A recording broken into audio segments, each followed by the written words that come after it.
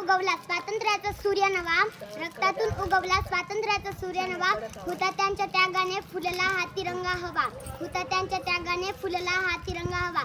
साखळदंड तुटले सारे मुक्त झाली धारा, साखळदंड तुटले सारे मुक्त झाली धारा, अभिमानाने गाऊ आता जय हिंद हाच नारा, जय हिंद हाच नारा. सन्मान्य व्यासपीठ, गुरुजन व माझे मित्रमैत्रिणींनो, आजचा दिवस उजाडला तोच मुडी एका वेगळ्या ऊर्जेने, एका वेगळ्या अभिमानाने. 15 ऑगस्ट हा दिवस म्हणजे केवळ कॅलेंडरवरची एक तारीख नसून ते आहे भारतीयांच्या हृदयात धगधगणारी ज्योत, म्हणजे स्वातंत्र्याची ज्योत.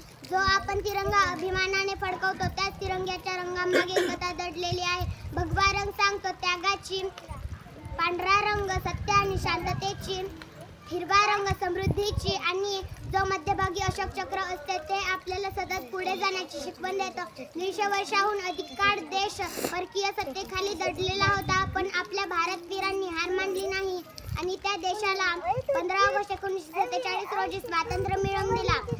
शेवटी मी एवढेच बोलते की आपण फक्त झेंडा फडकवू नाही तर त्याचे खरे रक्षक बनू. मान वाढवू या देशाचे, कर्तृत्वाने नवा इतिहास घडवू.